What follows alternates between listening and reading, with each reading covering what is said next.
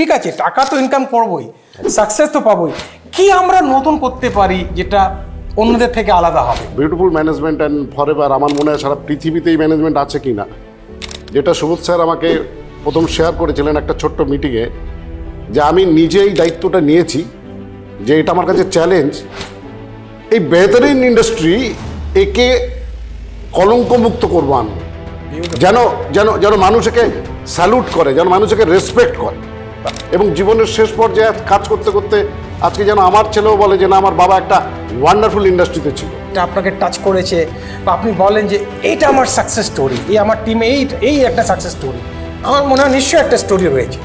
আমার ঘর বাড়ি সব ছাড়িয়ে পুরো নীল করে দিয়ে আমি নেটওয়ার্ক ইন্ডাস্ট্রি থেকে আবার উঠে দাঁড়াই। তো সেই এই জার্নিতে স্যার আমি প্রত্যেকটা আমার প্রিয় বন্ধুকে একটা জিনিস বলবো, যদি লাইফে আপনার জীবনে সত্যিকারের বড় কোনো খারাপ সিচুয়েশন না আসে, আপনি স্যার বড় জায়গায় যেতে পারবেন না। আপনার লাইফে কোন জিনিসটা বেশি কাজ করলো তপনদা? তখন আমি ভয়কে জয় করাটা শিখে নিয়েছিলাম, আমি আর কোনো কিছু ভয় পাই না। আজকের দিনে দাঁড়িয়ে আমার সামনে যতই ব্যাড সিচুয়েশন আসুক, I have to ready to fight that. আমি যুদ্ধ করব এবং আমি জয়ী হব। যারা প্রোক্রিয়েটিভকে দেখছেন বা যারা আসতে চান তাদের কি বলতে চান? নেটওয়ার্ক ইন্ডাস্ট্রিতে যদি সফল হতে হয় তাহলে আপনাকে একেবারে যে মানুষ, যে টিম, যে কোর টিমের উপর দাঁড়িয়ে আমার বিল্ডিংটা উঠছে, তাকে নিজের সন্তানের থেকেও বেশি ভালোবাসতে হবে। নমস্কার আর ওয়েলকাম, স্বাগত জানাই আপনাদের আমাদের আরেকটা নতুন episode procreative podcast success story sharing সেশনের মধ্যে। আর আজকে আমার সাথে রয়েছেন একটা খুব ডাইনামিক, প্রোগ্রেসিভ, এক্সেলেন্ট লিডার। ব্যক্তিগতভাবেই আমি ওনাকে চিনি, আর ওনার থেকে আজকে আমরা শুনবো ওনার জার্নি, ওনার সাকসেস স্টোরি। তো টাইম বেশি মিস না করে বা দেরি না করে আমি ওয়েলকাম করছি আমাদের লিডার তপন বিশ্বাসকে। Tapan sir, welcome in our podcast session sir. Thank you sir, thank you so much. কেমন আছেন আপনি? হ্যাঁ স্যার, ফ্যান্টাস্টিক। এবং আজকে তো আরও ভীষণ ভালো লাগছে, বিকজ ইট ইজ আ লাইফে ফার্স্ট টাইম এই ধরনের একটা এক্সপিরিয়েন্স। ইন্ডাস্ট্রিতে অনেক বছর আছি, কিন্তু এটা আমার জীবনের একটা নতুন পালক বলতে পারেন। তো আই এম সো এক্সাইটেড। আমি অডিয়েন্সকে জানাতে চাইবো তপনদা, আর দাদা বলি রাখবো কারণ আমার একটু ভালো লাগে ওটা, হ্যাঁ, যে ইন্ডাস্ট্রিতে এত বছর রয়েছেন কিন্তু এটা একটা ইউনিক এক্সপিরিয়েন্স। এই যে কথাটা আপনি বললেন, আমি এটা ফিল করতে পারি। এই যে আমি বললেন যে এই ইনিশিয়েটিভ নিয়ে, এই ভাবনা নিয়ে আমরা এই পডকাস্টকে আরম্ভ করেছি যে ঠিক আছে, টাকা তো ইনকাম করবোই, সাকসেস তো পাবোই, কি আমরা নতুন করতে পারি যেটা অন্যদের থেকে আলাদা হবে?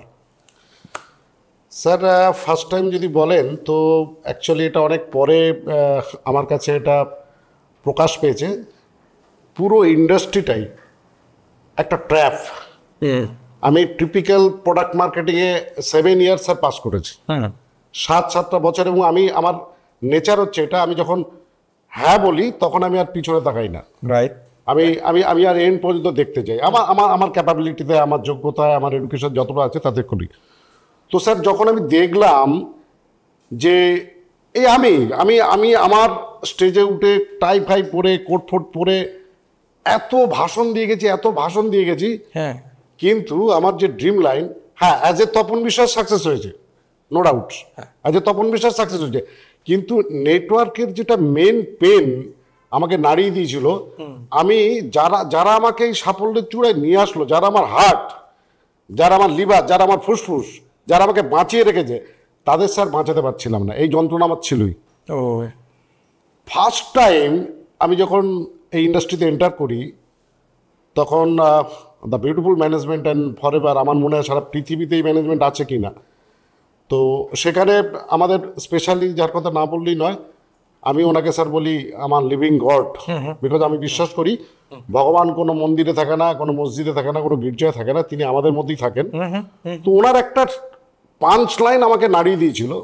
উনি আমার কথাবার্তা যখন শুরু হয় তখন উনি বলেছিলেন যে আমার একটা লক্ষ্য হচ্ছে এই ইন্ডাস্ট্রিকে ভীষণভাবে একটা খারাপ ইন্ডাস্ট্রি করে দেখা। একদম। ওয়ারাস যেখানে আমরা সত্যি আজকের সময় দাঁড়িয়ে ভারতবর্ষের মতো দেশে যেখানে লক্ষ কোটি মানুষকে রোজগারের পথ দেখাতে পারি, সেই ইন্ডাস্ট্রিকে সবাই গালাগালি দেয়, মন্দ বলে, ইভেন স্যার ফ্যামিলিও বলে। হ্যাঁ, তো কোথাও আমি অনেক বড় বড় সার্কেলে ঘুরেছি, কিন্তু আজ পর্যন্ত কাউকে এই সাহসী বক্তব্যটা বলতে শুনিনি, যেটা সুবোধ স্যার আমাকে প্রথম শেয়ার করেছিলেন একটা ছোট্ট মিটিংয়ে, যে আমি নিজেই দায়িত্বটা নিয়েছি যে এটা আমার কাছে চ্যালেঞ্জ, এই বেহতরিন ইন্ডাস্ট্রি একে কলঙ্কমুক্ত করব আমি, যেন যেন যেন মানুষ একে স্যালুট করে, যেন মানুষ একে রেসপেক্ট করে, এবং জীবনের শেষ পর্যায়ে কাজ করতে করতে আজকে যেন আমার ছেলেও বলে যে না, আমার বাবা একটা ওয়ান্ডারফুল ইন্ডাস্ট্রিতে ছিল।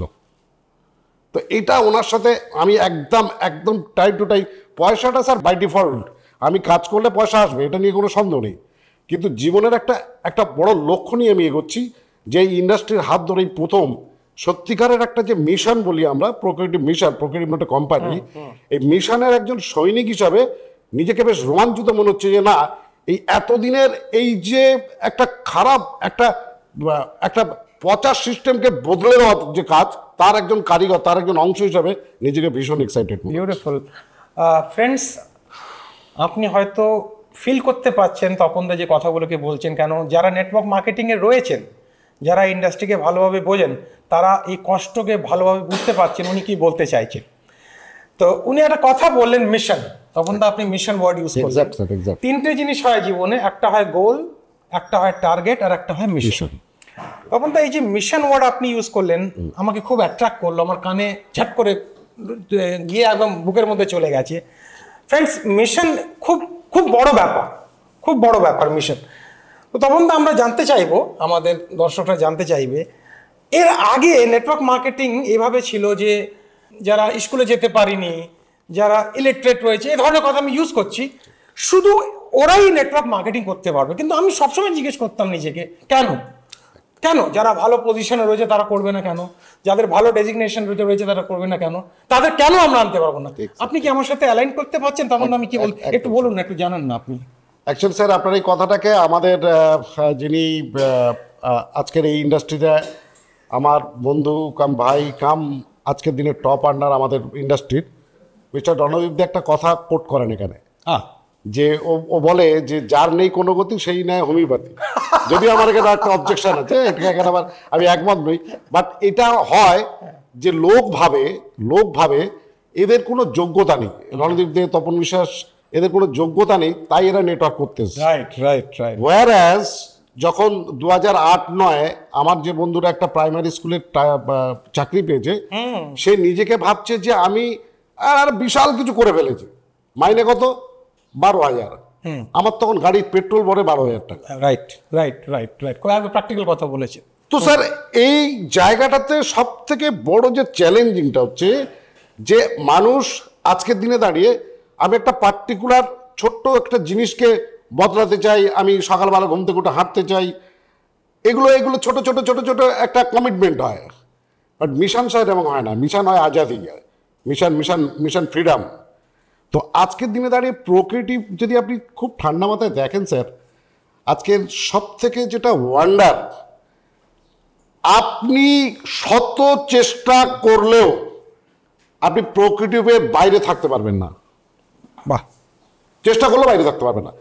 তার মানে স্যার, মার্কেটটা এতদিন পর্যন্ত যে typical marketing, typical product marketing ছিল, only one and only push selling এর উপর ডিপেন্ড ছিল। কোথাও গিয়ে আমরা ট্রেনিং নিয়ে নিজেদের মধ্যে এটাকে বিশ্বাসটাকে জন্মিয়েছিলাম যে এটাই তো ঠিক, তাকে বোঝাতে হবে, সে যাই বলুক। কিন্তু কি ওয়ান্ডার, প্রোক্রিয়েটিভে আসার পর প্রথম বুঝলাম যে প্রচুর মানুষ তারা পার্সোনাল তাদের জায়গা থেকে এই পুশ সেলিংটাকে কখনোই ভালো চোখে দেখে না, যে কারণে তারা একবার দুবার রিফিউজ করার পর তারা এটাকে অ্যাকসেপ্ট করতে পারে না। তো আজকের তাদের কাছে এটা একটা বড় রাস্তা খুলে গেল, যেখানে আপনি যদি প্রোক্রিয়েটিভকে ভালো করে স্টাডি করে দেখেন, আজ পর্যন্ত আমার আপলাইন, আমার সিএমডি, আমার সিইও কেউ কোনোদিন বলেনি মিস্টার বিশ্বাস প্লিজ এই প্রোডাক্টটা একটু দেখুন, প্রোডাক্টটা একটু বিক্রি করুন। ওয়ারাজ আমরা জেনে এসছি প্রোডাক্ট মার্কেটের প্রোডাক্ট সেলিং শেষ কথা বলে। কিন্তু এইখানে যে সায়েন্সটাকে অ্যাপ্লাই করা হলো স্যার, আমি সেলই করলাম, কারণ সেল ইজ দ্য বিগেস্ট। আজকের দিনে দাঁড়িয়ে সমস্ত প্রফেশনের মধ্যে selling profession is too tough, but সেটাকে আওয়ার অনারেবল সিএমডি স্যার এমন একটা ভাবনা, যে ভাবনাটা আমি দায়িত্ব নিয়ে আপনাকে বলতে পারি সাধারণ মানুষের মধ্যে এই ভাবনা আসা অসম্ভব ব্যাপার, যে কারণে আমি ওনাকে অসাধারণ বলি। কেন? আজকে সেলিংটাকে এমন জায়গায় নিয়ে চলে এলাম যেটা বাই ডিফল্ট সে আমার মেম্বার হবে। বিকজ আমার আমার আমার আমার ট্যাগলাইন হচ্ছে, আপনি সকাল থেকে রাত পর্যন্ত আপনি আপনার প্রয়োজনে যা এক্সপেন্স করবেন। রাজেশ স্যার আজকের দিনে দাঁড়িয়ে তার মেয়ের জন্য একটা ল্যাপটপ কিনবে, এটা রাজেশ স্যার তার মেয়ের জন্য কিনবে। ঠিক ঠিক ঠিক। ম্যাডামের জন্য একটা সুন্দর কাঞ্জিলালের থেকে একটা বেনারসি কিনবেন, তো এটা রাজেশ স্যার ওয়াইফকে, তার বেটার আপকে খুশি করার জন্য কিনবেন। সুবোধ স্যার বলছেন, রাজেশ স্যার আপনি একটা না 10টা কিনুন। কেন? পুরো 10টার পয়সাই আপনাকে ফেরত দিয়ে দেবো। আপনি 100টা ল্যাপটপ কিনুন, যত কিনবেন তত ফেরত দিয়ে দেবো। স্যার একবার ভাবতে পারছেন আজকের দিনে দাঁড়িয়ে এটা, আজকের এই মুহূর্তে কিছুটা মানুষ ভাবতে শুরু করেছে, but it is not the start. এখনো শুরুই হয়নি বিজনেসটা। আমি দেখতে পাচ্ছি আগামী 5 বছরের মধ্যে মিনিমাম অন্তত 20,000 মানুষ তারা তাদের খরচার টাকাটা পুরোপুরি তার ঘরে পেয়ে যাবে। স্যার একবার ভাবুন, আপনি একটা ল্যাপটপ কিনেছেন মেয়ের জন্য, আর ল্যাপটপের টাকাটা পুরো প্রোক্রেটিভ আপনার ঘরে দিয়ে দিয়েছে। আপনি স্যার আপনার রিলেটিভ, আত্মীয় স্বজন, বন্ধু বান্ধবকে এই মেসেজটা দেবেন না? By default. That's why Procreative would be number one. By default. There is no scope. There is no doubt. That is the business, sir. তপনদা, আমরা একটু ইনকাম তো ব্যাকবোন, মানে টাকা তো ব্যাকবোন, ও ছাড়া কিছুই হয় না। ওর থেকে একটু বেরিয়ে আপনার স্টোরিতে ঢুকবো এবার। আমি জানতে চাইবো যে এই জার্নির মধ্যে, প্রোক্রেটিভের জার্নির মধ্যে কোনো একটা স্টোরি রয়েছে, অনেকে হবে হয়তো, কিন্তু কোন একটা পার্টিকুলার স্টোরি আপনি আমাদের অডিয়েন্সকে জানাতে চাইবেন, যেটা আপনাকে টাচ করেছে, বা আপনি বলেন যে এইটা আমার সাকসেস স্টোরি, এই আমার টিমে এই একটা সাকসেস স্টোরি। আমার মনে হয় নিশ্চয়ই একটা স্টোরি রয়েছে, যেটা আপনি যদি এটা বলতে। ফ্রেন্ডস, এটা একটা খুব রিয়েল স্টোরি আমি বলবো আমার জীবনের। আমি যতটুকু সাফল্য পেয়েছি সেটার পিছনে প্রদীপের তলায় একটা বড় অন্ধকার রয়েছে। আমি একটা সময় পুরোপুরি ডুবে গিয়েছিলাম মানে বিজনেস করতে গিয়ে আমি আমার বাড়িটা আমার মায়ের নামে ছিল, বাড়িটা আমি মর্টগেজ রেখেছিলাম স্টেট ব্যাংকে।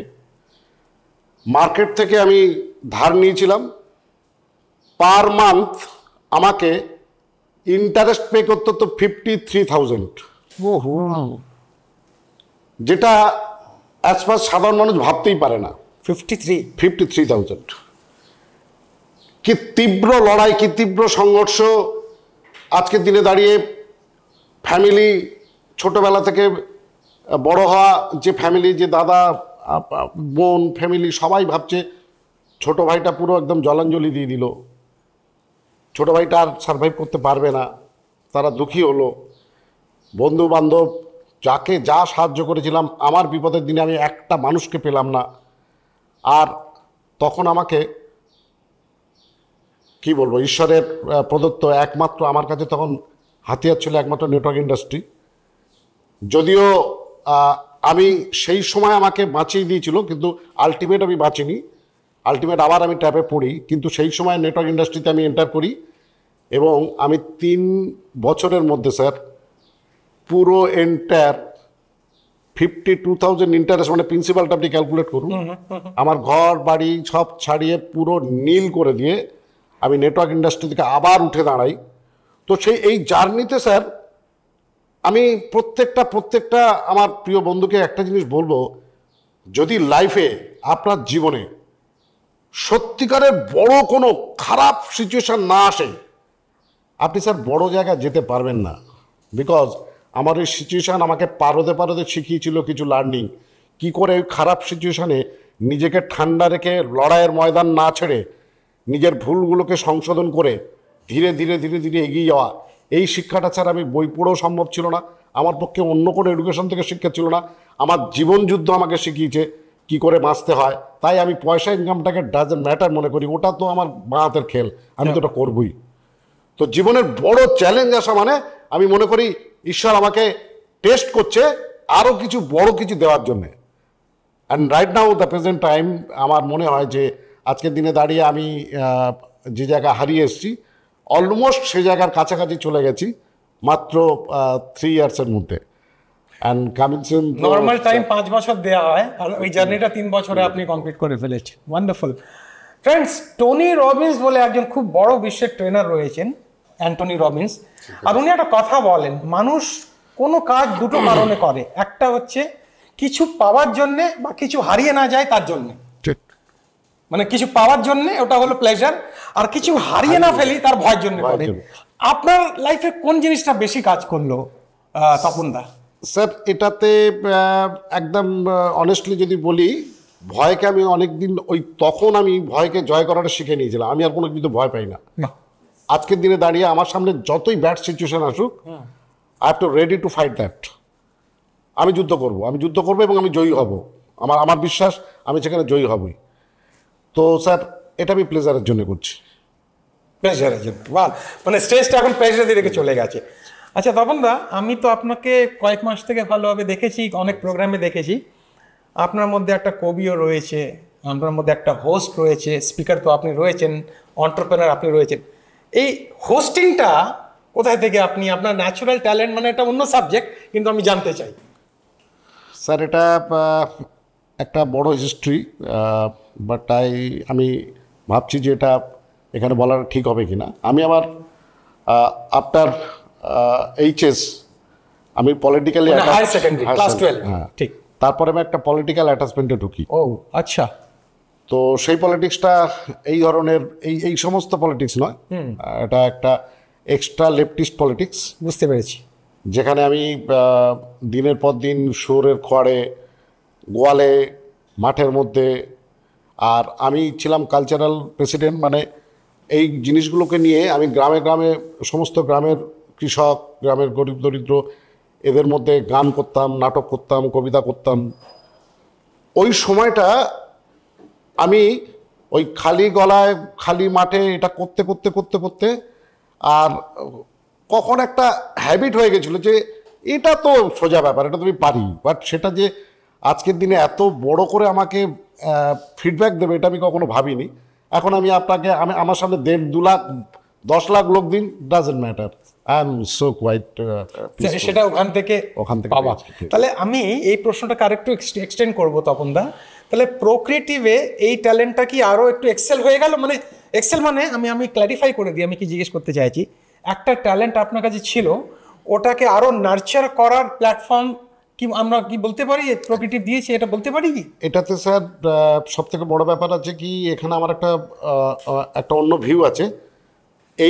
এই দক্ষতাটা অনেকের মধ্যে আছে স্যার, কিন্তু প্রশ্ন হচ্ছে তাকে প্ল্যাটফর্ম পাওয়া। রাইট, এটাই আমি বলতে চাইছি। আজকে মাত্র 22 জন প্লেয়ার সারা ইন্ডিয়াতে নেই স্যার, 22,000 আছে। 22,000 রয়েছে, হ্যাঁ। কিন্তু তাকে তো সুযোগটা দিতে হবে। I am grateful to god, I am grateful to my company, and I am grateful to my senior leader.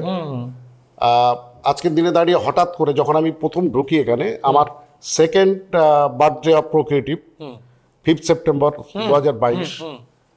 তো আমার অনারেবল আপলাইন হঠাৎ করে স্যারকে প্রপোজালটা দেয়। ও আমরা বন্ধু বান্ধবী, একটু কম বেশি আমাদের বয়স আপ ডাউন আছে, কিন্তু ওকে আমি তুই বলেই রাখি। ঠিক। বাট সে আমার থেকে অনেক দক্ষ, অনেক অনেক অনেক বেশি, অনেক বড় মাপের মানুষ, বাট তবু আমরা বন্ধু। রাইট। তো হঠাৎ বললো যে তখন ভাই তুমি এটা করো, কারণ ও আমাকে আগে থেকে জানতো, চিনতো, আমি কথা বলতে পারি এটা জানতো। তো স্যারকে বললো, আর স্যার বোকার মতো অত বড় মাপের মানুষ আর অত বড় একটা প্রোগ্রাম হচ্ছে, স্যার আমার হাতে মাইকটা তুলে দিয়েছিল। মাইকটা দিয়ে দিয়েছি। তো থ্যাঙ্কস টু গড যে আমি স্যারের সম্মান রাখতে পেরেছিলাম, এবং স্টিল টুডে আজও পর্যন্ত স্যার আমাকে সুযোগটা দেন এবং আমি সেটা আমি ক্ল্যারিফাই করে দিয়েছি, এখানে যখনই কোনো প্রোগ্রাম এলো তখন ঝট করে উনি বলেন এই কাজটা নিবারণ তপনদা তো করে দেবে, এরপরে বলুন স্যার কি করতে হবে। তা আমাকে এত ভালো লাগলো যে ওনার কনফিডেন্স লেভেলটা কত ভালো আপনার প্রতি বা নিবারণের প্রতি। একদম স্যার, একদম। তাহলে প্রোক্রিয়েটিভ শুধু একটা ভালো ইকোনমিক লাইফ, ভালো পার্সোনাল লাইফ ছাড়াও আপনার মধ্যে কোনো ট্যালেন্ট যদি থাকে তাকেও এনকারেজ করার জন্য একটা অপরচুনিটি দিচ্ছি। আমি এটা জিজ্ঞেস করতে চাই। অ্যাকচুয়ালি স্যার অপরচুনিটিটা এটা দেওয়ার পিছনে সব থেকে বড় যে কারণটা রয়েছে এখানে, আপনি এন্টার ইন্ডাস্ট্রি ঘেটে, আমি খুব দায়িত্ব নিয়ে আপনাকে কথাটা বলছি, আপনি সারা ইন্ডাস্ট্রি খুঁজে কোম্পানির পোর্টফোলিও, ব্যাকগ্রাউন্ড, তার পেড আপ ক্যাপিটাল অনেক কিছু পাবেন। একটা সুবোধ কুমার রয়ের মতো মানুষ দ্বিতীয় খুঁজে পাবেন না। তো যে মানুষটা নিজের মধ্যে থেকেই এতটা ভালো মানুষ আমার এক্সপ্লেনেশন করার ক্ষমতা নেই, তার কাছে যে আসবে তাকে তো ভালো হতেই হবে। আইদার সে এই প্ল্যাটফর্মে থাকবে না, খারাপ মানুষ এখানে থাকতেই পারবে না। এইটা খুব ভালো কথা, খারাপ মানুষ থাকতেই পারবে না, ওকে লিভ করতেই হবে এখান থেকে। এই যে আপনি কথাটা বললেন খারাপ মানুষ এখানে থাকতেই পারবে না, এটাই বোধহয় আমাদের সবচেয়ে বেশি স্ট্রেংথ। একদম স্যার, মানুষ তো কেউ পারফেক্ট হয় না। তো আমি স্যারের কয়েকটা জিনিস আমি বারবার ফলো করে দেখি, কারণ যখন কোম্পানি ছোট থেকে বড় হচ্ছে, তো প্রথম ভেবেছিলাম ছোট কোম্পানি বলে স্যার হয়তো এগুলো টলারেট করে বা স্যার এটা দেখেন না, এরকম ব্যাপার না। কিন্তু পরবর্তীকালে আমি দেখেছিলাম স্যার প্রত্যেকটা জিনিসকে ভীষণভাবে ফলো করেন, ভীষণভাবে ওই ব্যাপারে কেয়ার, এবং উনি জেনে শুনেই সিদ্ধান্তটা নেন। মেবি আমি সেখানে গিয়ে কিছুটা মিসইউজ করে দিলাম, কারণ আমাদের স্যার হচ্ছে কল্পতরু স্যার, আপনি যা বলবেন ও কোনদিন না বলতে পারেন, না বলতে পারেন। তো আমি আপনাকে আজকে একটা জিনিস শেয়ার করব যেটা আমার জীবনকে প্রকৃতির প্রতি চিরকাল কৃতজ্ঞ রাখবে। আমার মা 2023-এ যখন পাস্ট হয়, তখন সেই সময়টা আমি একদম হঠাৎ করে মা চলে গেছে, আমি কোনো ক্লুজ নেই, বুঝতে পারিনি। আর স্যার তখন দিল্লিতে। তো আমি স্টেট কি মনে হলো, আমার সেই সময় খুব ফাইন্যান্সিয়াল আমি ট্রাভেলের মধ্যে পড়ি। আমি স্যারকে একটা ফোন করি, স্যার এই ব্যাপার এই জিনিস। তো তখন আমাদের লিডারশিপটা বেরোয় আর কি, তো লিডারশিপ বেরোলে আমি পাবো এরকম ব্যাপারটা। তো ঘটনাটা ঘটে গেছে 19 তারিখ, তো তখন তার কিছু করার নেই। স্যার শুধু একটা কথা আমাকে বললেন, তখন স্যার কত লাগবে? আমি বললাম স্যার 50,000 হয়ে যাবে। ওই দিন 2 সেকেন্ড আমার মোবাইলে 50,000 পাঠিয়ে দিল। আমি কথাটা ফ্রেন্ডস আপনাদের বলছি শুধুমাত্র তপন দিয়েছে বলে নয়, এটা টাকার কথা নয়। আমি বলছি এই মানুষটার যে ভাবনা চিন্তা, কত লোক তো কত কিছু করতে পারে, এই টাকা নিয়ে সে চলে যেতে পারে, ভেঙে যেতে পারে, অন্য কিছু করতে পারে, কিন্তু তিনি আমার প্রতি ওই সময়, এটা আপনারা বুঝবেন যারা যারা যারা মা বাবাকে হারিয়েছেন, ওই সময়টা একটা এত দুঃসহ লাগে। আর সেই সময় একদম বন্ধুর মতো, একজন অভিভাবকের মতো উনি ইনস্ট্যান্ট আমার একটা কথার উপরে যিনি এই সিদ্ধান্তটা নিয়েছিলেন, সেই কোম্পানিকে যদি আমি না দেখি, তাহলে আমার মতো আমি যদি এই কোম্পানির জন্য কিছু না করতে পারি, তাহলে ঈশ্বর আমাকে রাখা না রাখাটা তো সমান হয়ে যাবে। তপনদা, আপনি যে জায়গায় আমাকে ফেলে দিয়েছেন, এটাকে আর আমি আটকাতে চাই না। মানে এই স্টোরিটা কন্টিনিউ, আর এত কথা আমার মনে হচ্ছে আপনার সাথে কথা বলতে বলতে বলতে আমার মনে হয় আমরা কোথায় পৌঁছেই যাবো, যে এত স্টোরি আপনাকে দেখে আমি ফিল করতে পারি। কিন্তু সত্যি বলবো, এই পডকাস্টটা আমাকে আরো নতুন একটা এনলাইটেনমেন্ট দিল। আমি প্রত্যেকটা পডকাস্ট থেকে কিছু শিখি, জানেন তো তপনদা। আমি শুধু প্রশ্ন জিজ্ঞেস করি না, প্রশ্নের মধ্যে একটা যে মানুষ রয়েছে তাকে বোঝার চেষ্টা করি, যার ফলে আমরা আরো ভালো কাজ করতে পারি। দুটো প্রশ্ন শেষ করার আগে, এই এপিসোডটা কেমন লাগলো আপনাকে, আর আপনি আমাদের অডিয়েন্সকে বা যারা প্রোক্রিয়েটিভকে দেখছেন বা যারা আসতে চান তাদের কি বলতে চান? দুটো প্রশ্ন। ফ্রেন্ডস, এটা একটা অসাধারণ অভিজ্ঞতা, এটা একটা অসাধারণ জীবনের, আমি তো প্রথমে শুরুতে বলেছি যে এটা আমার কাছে একটা পুরস্কার, লাইফের একটা নতুন পুরস্কার। তো এটাকে নিয়ে বলার কিছু নেই। আর তার থেকে বড় কথা যে হয়তো আমি কথাটা বলতেই পারতাম, কিন্তু যে মহান মানুষ আজকে আমাকে প্রশ্নগুলো করছেন, তিনি খুব সাধারণ ব্যক্তি তো নন। তো এটা আমাকে আরো বেশি এক্সাইটেড করলো যে আমি রাজেশ আগরওয়াল স্যারজির মতো একজন ইন্টারন্যাশনাল কোচ, ট্রেনার এবং লাইফ চেঞ্জার, যার বুক অ্যামাজনে বেস্টসেলার হয়, এরকম একজন মানুষ আমাকে প্রশ্ন করছে। I am so many grateful and আমি অনেক অনেক আন্তরিকভাবে কৃতজ্ঞ স্যার আমাকে এই সুযোগটি দেওয়ার জন্যে। আর সেকেন্ড কথাটা বলি, মাই ডিয়ার ফ্রেন্ডস, ইন্ডাস্ট্রিতে আজকে আপনারা অনেক জায়গায় প্রচুর মানুষ আজকের দিনে দাঁড়িয়ে খুব অসহায়ভাবে তারা ট্র্যাপের মধ্যে পড়ে আছে, তারা ট্র্যাপ থেকে বেরোতে পারছে না। তো আজকে যদি আমাকে স্যার আপনি এই প্রশ্নটা করেন যে আমি যতটুকু সাকসেস পেয়েছি, এখনো কিছুই পাইনি, যতটুকু পেয়েছি এটার রাত যদি বলেন, তো আমার মতে নেটওয়ার্ক ইন্ডাস্ট্রিতে যদি সফল হতে হয় তাহলে আপনাকে একেবারে যে মানুষ, যে টিম, যে কোর টিমের ওপর দাঁড়িয়ে আমার বিল্ডিংটা উঠছে, তাকে নিজের সন্তানের থেকেও বেশি ভালোবাসতে হয়। আপনি আমার যে কোনো আমার হার্ডলাইনের, কোড লাইনের যে কোনো কাউকে জিজ্ঞেস করবেন, আমার আপলাইনকে জিজ্ঞেস করবেন, আমি স্যার বাড়িতে থেকে বিজনেসটা করি। আমার বাড়ির কোথায় কী আছে আমি জানি না, আমার ছেলেরা জানে। এবং যেটা অনেক জায়গায় চ্যালেঞ্জ হয়, অনেক এপিসোড আমি দেখি যে বাড়িতে ওয়াইফকে ম্যানেজ করা। আমার ওয়াইফ হচ্ছে ওদের সবার দিদি, এবং যদি আমি খেতে খেতে কেউ চলেও আসে তো আমরা দুজনে খাচ্ছি, ওই খাবারটা ভাগ করে আমি আমার কোনো আনলাইনকে খাওয়াই। আপনি এটা আজকে কথার কথা নয়। এবং আমি মনে করি যে মানুষ হিসাবে স্যার আমার আশাটা তো ঠিক আছে, যাওয়াটা ঠিক নেই, বাট আমি চলে গেলেও ও এটা মনে রাখবে আমাকে যে দাদা কিন্তু আমাদের জন্য এতটা ভালোবাসতো। এই যে কোথাও না কোথাও মানুষের তো কিছু তো স্যার একটা লোভ আছেই।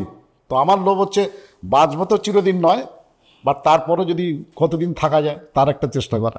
থ্যাংক ইউ তপন দা, আমি হৃদয় থেকে আপনাকে ধন্যবাদ জানাবো। আপনি আমাকে যে অপরচুনিটিটা দিলেন, আপনাকে আরো জানতে পারলাম, তার জন্য থ্যাংক ইউ। আর আমাদের আবার কথা হবে, আপনার সাথে আরো ডিসকাশন হবে। এখন আমি কনক্লুডিং পার্টে চলে যাই একটু। ওকে স্যার, ওকে বন্ধুরা, ফ্রেন্ডস, এই ছিলেন আমাদের খুব একটা সিনিয়র লিডার তপন দা। আমি তপন দা বলি ওনাকে। আর এই স্টোরিটা আপনি দেখলেন, কিছু নতুন আমরা ডিসকভার করলাম, ওনার পার্সোনালিটি, ওনার ইনসাইট, ওনার ইনার ওয়ার্ল্ড, আর উনি কী ভাবেন। এই ধরনের অনেক গল্প রয়েছে প্রো ক্রিয়েটিভে। তার জন্যে আমাদের সাবস্ক্রাইব করুন আর আমাদের সাথে স্টে কানেক্টেড উইথ আস। নতুন কিছু নিয়ে আসবো আর এই ইন্ডাস্ট্রিকে একটা নতুন লেভেলে নিয়ে যাব প্রো ক্রিয়েটিভের মাধ্যমে। Thank you and take care. ধন্যবাদ।